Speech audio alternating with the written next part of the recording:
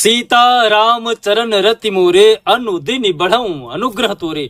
कन्या राशि के जो जातक हैं, आने वाले समय में राहु केतु का जो परिवर्तन हो चुका है उसका प्रभाव आपके ऊपर क्या पड़ने जा रहा है, इस पे हम चर्चा करने जा रहे हैं।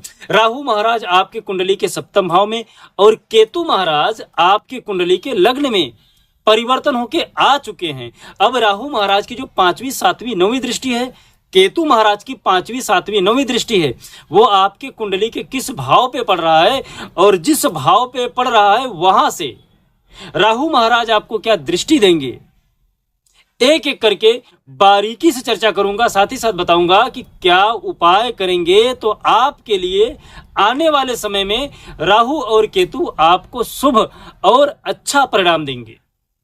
और इस समय जिस भाव में परिवर्तन कर चुके हैं तो किसके लिए लाभदायी हैं और किसके लिए हानिकारक हैं, इस पे भी चर्चा करूंगा। क्योंकि राहु और केतु कलयुग के प्रमुख ग्रह बोले गए हैं।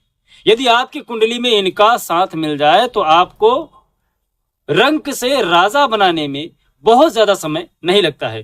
जय श्री महाकाल, मैं राहुल तिवारी आप सभी का आपका अपने चैनल में हृदय से स्वागत करता हूं। दोस्त, कन्या राशि के जो जातक हैं, आपके जो स्वामी हैं वो है बुध महाराज।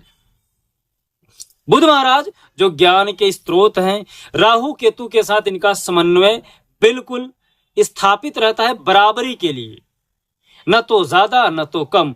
ये तो न तो दुश्मनी रखते हैं और न ही दोस्ती रखते हैं।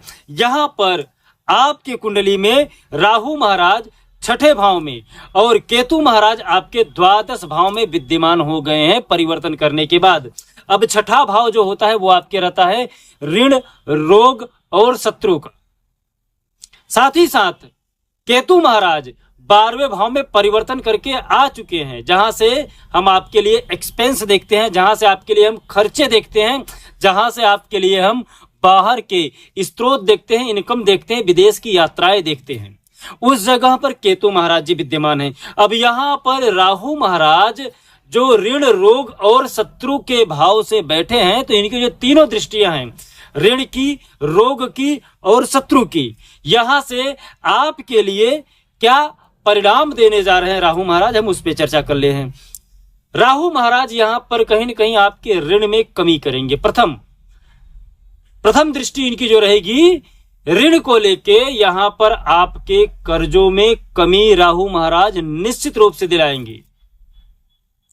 दूसरी दृष्टि जो आपके लिए है रोग के लिए, रोग में यहां पर आपको वृद्धि करेंगे, जिसके वजह से आप परेशान हो सकते हो।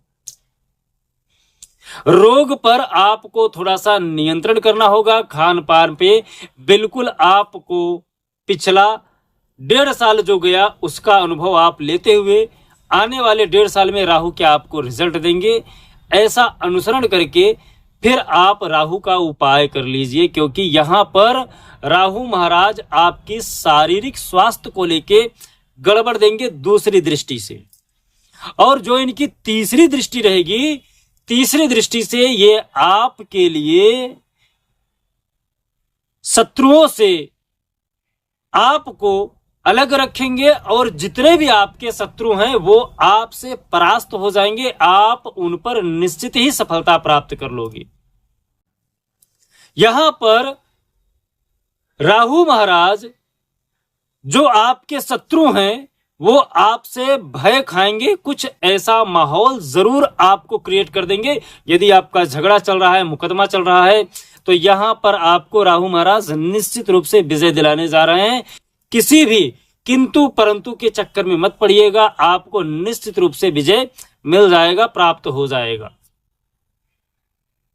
क्योंकि राहु महाराज जिस भाव में बैठे हैं, अपने ही मित्र के भाव में बैठे हैं, कुंभ राशि पर बैठे हुए हैं, और जहां पे बैठे हैं वो केतु महाराज का घर है। 6ठा भाव केतु महाराज का घर है, तो केतु महाराज के घर में राहु महाराज का बैठना कन्या राशि के लिए लाभदायी रहेगा। क्योंकि कन्या राशि के साथ राहु महाराज मित्र का भाव रखते हैं, सम का भाव रखते हैं, शत्रु का भाव नहीं रखते हैं। इसलिए आपको यहां पर अच्छा रिजल्ट देंगे अपने मित्र के भाव में बैठ करके।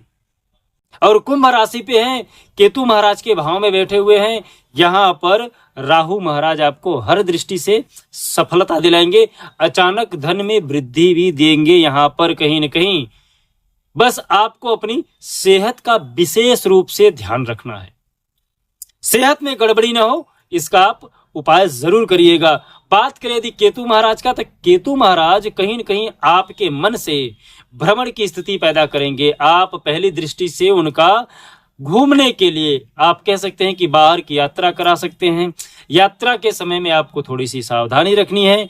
यात्रा जरूर करिए, लेकिन सावधानी बिल्कुल पूरी तरह से बना के करिए, क्योंकि बाहर में आने जाने में बाहर का फूड पॉइजनिंग आपको यहाँ पर केतु महाराज दे सकते हैं।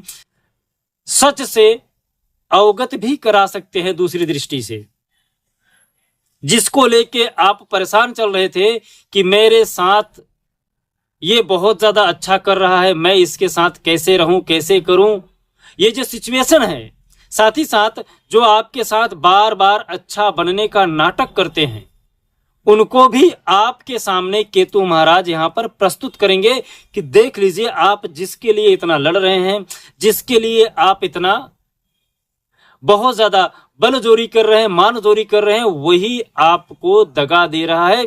तो जो दगा देने वाला व्यक्ति है, उसका उजागर करने का काम केतु महाराज यहाँ पर करते हुए दिखेंगे आपको।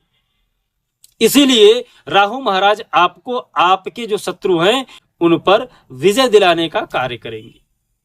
साथ ही साथ केतु महाराज की जो तीसरी दृष्टि है वो आपके कर्म को लेके है। माता का सुख प्राप्त होगा, पिता का सुख प्राप्त होगा। यहाँ पर कहीं न कहीं आपकी जो एक अवस्था होगी, शांत रहने की अवस्था होगी, अकेलापन आपको ज्यादा अच्छा लगेगा। आप किसी के साथ न रह के आप अकेले में बैठकर भजन करना, अध्यात्म से जुड़ना, ये आपके प्रमुखता रहेगी। पहले जो आपका भजन में, कीर्तन में मन नहीं लगता था, पूजा पाठ में नहीं लगता था, तो कहीं न कहीं आप पहले से ज्यादा अब प्रेरित रहेंगे ये करने के लिए कि आने वाले समय में हम अध्यात्म से अपने आप को कैसे जोड़ सके, इसको लेके आप अपने आप को कहीं न कहीं तैयार करोगे। अध्यात्म से जुड़ने का समय बहुत ही ज्यादा ये उचित समय है।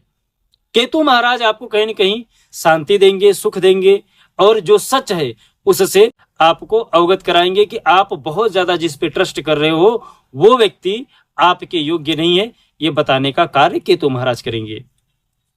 उपाय क्या करें? उपाय में मैं आपको बता दूं, यहां पर आप गणेश जी को दुर्वा चढ़ाइए। साथ ही साथ ओम बुध बुधाय नमः इस मंत्र का जाप कर सकते हैं। गणेश जी को धनिया भी चढ़ा सकते हैं।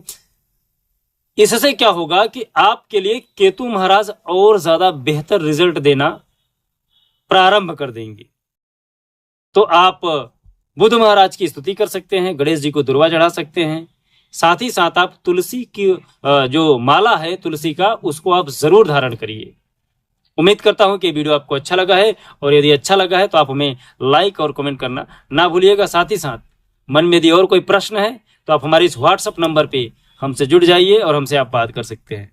जय श्री महाकाल। आपका दिन शुभ हो, मंगल हो, स्वस्थ रहें, मस्त रहें।